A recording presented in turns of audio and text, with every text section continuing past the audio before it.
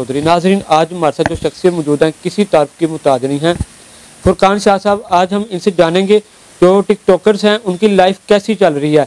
सबसे पहले तो आता है नाम रजब भट्ट का, वो वायरल हुआ। उसके बाद मिस्टर पतलू हो गया, काशिफ ज़मीर हो गया। वो डक्की भाई हैं, उनकी वीडियो वायरल हुई जिसके अंदर वो स्टीयरिंग के अंदर अपनी टांगे रख के जो है वो गाड़ी चला रहे हैं। ये क्या चल रहा है सर? क्या ये व्यूवरशिप के लिए कर रहे हैं? सब के सब मेरी नौजवान नस्ल को गुमराह कर रहे हैं।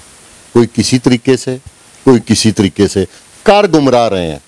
आप बताएं, किसी का कोई ऐसा वीलॉग है जिससे माशरे में कोई इस्लाही बात होती हो? किसी एक का बता दें, इनके अलावा भी बता दें। लाइव में बैठ के कोई ऐसी रिलीजियस या कोई ऐसी बात करते हैं, कोई इस तरह का काम करते हैं कि जिससे बंदे को दीन की अवेयरनेस हो, कोई बिजनेस का तरीका हो, कुछ ऐसी बात हो कि बंदे का फ्यूचर ब्राइट हो जाए, किसी नौजवान को वो तालीम हासिल करने का कहते हो? सर मुझे बताएं कि ये क्या इनका फ्यूचर क्या होगा? अब जो रजब भट्ट है वो अंदर है, उसकी जो 295 सी लगी, ए लगी, उसकी भी इसको माफ़ी नहीं दी जा रही। कहा जाता है कि वो पाकिस्तान आएगा उसको पकड़ लेंगे। यार उधर पाकिस्तान की बात का क्या होगी? रजब भट्ट आउट ऑफ कंट्री है। कहा जाता है कि वो जब पाकिस्तान आएगा उसको पकड़ लिया जाएगा, उसके ऊपर ये होगा वो होगा। तो क्या उसकी माफ़ी होगी? माफ़ी देने का इख्तियार मुझे तो नहीं है।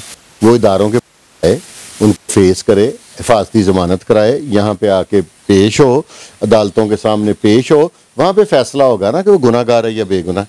मैं और आप कौन होते हैं? हमने लोगों ने तो इंडिकेट करना है इदारों को कि भाई इसने ये गलती की, आप चेक करें।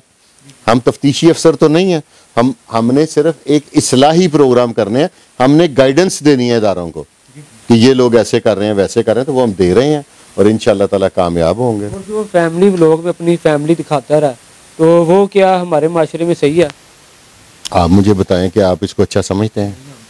तो कोई भी नहीं समझता। इस्लामी मुल्क है ना, इस्लाम है। अगर तो दीन में इसकी इजाज़त है तो जो मर्जी करें, और अगर नहीं है तो फिर बुरी चीज़ है तो बुरी चीज़ है। जो दीन में बुरा है वो बुरा है।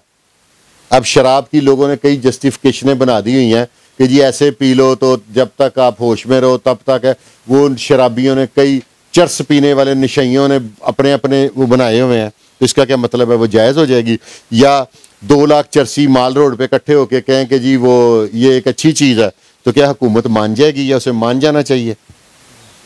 काशिफ ज़मीर के वाले से आपकी क्या राय है? जो पुलिस वाले ने वो थाल पकड़ा, उसके जरिए उसने पैसे दिए, क्या इसने सब पुलिस वालों को खरीद लिया?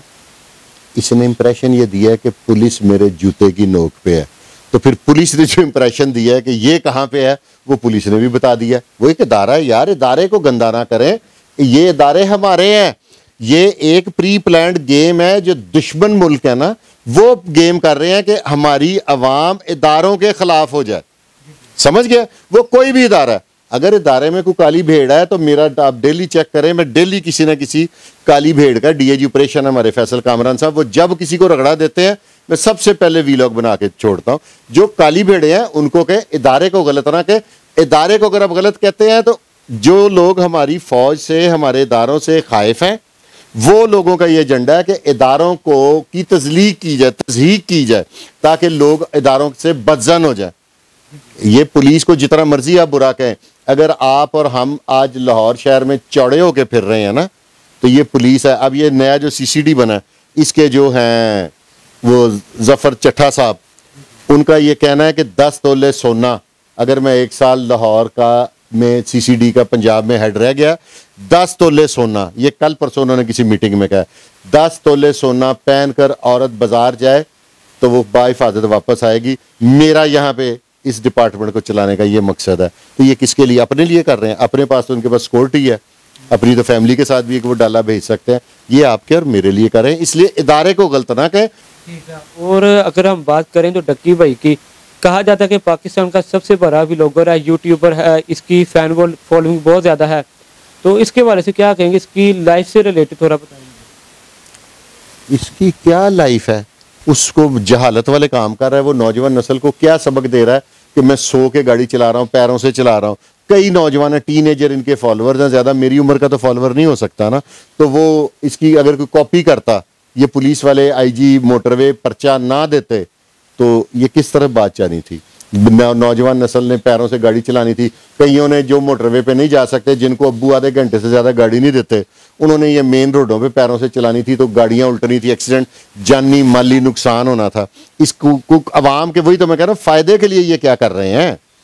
इसके ऊपर कितने केस हुए टक्की भाई पे? 2 FIR हुई हैं। ये मोटरवे की एक्ट की खिलाफ वर्जी 2000 में कानून बना था, हाईवे पे, मोटरवे पे इस जो करेगा इस तरह का उसके खिलाफ, और अब ये नई स्ट्रेटजी बन गई और अच्छी बन गई है कि जो ओवर स्पीड करेगा उसको जुर्माना नहीं होगा, FIR लॉन्च होगी। और मुझे जो पतलू है उसके हवाले से थोड़ा बताएं कि टिकटॉक लाइव उसने पाकिस्तान में चलाई, उसके बाद अगर आजकल देखिए हर बच्चा लाइव टिकटॉक पे बैठ रहा है, तो कुछ खवातीन होती हैं जिनको डांस करवाया जाता है कि जो तुम्हारी ये सजा है, तुम्हारी ये सजा है, क्या ये सही जगह पे लेके जा रहा है? आप बताएं, आपको अच्छा लगता है? मुझे तो अच्छा लगता नहीं। तो मैं इसीलिए बता रहा हूँ ना, ये घटिया लोग हैं, माशरा तबाह कर रहे हैं किसी भी वे में। ये एक इंटरनेशनल लॉबी है, वो हमारे माशरे को तबाह कर रही है। जो लोग हमें माशरती तौर पे तबाह करना चाहते हैं, हम एक एटमी ताकत है, तमाम पावरफुल लोग हमारे ऊपर, एक वाहिद मुसलमान मुल्क है जो एटमी पावर है, ठीक है, उसको सिर्फ उन्होंने कहा कि इसकी अवाम को तबाह कर दो, इदारों के खिलाफ कर दो, बेड़ा गर्क कर दो, माशरती तौर पर इनका बेड़ा गर्क।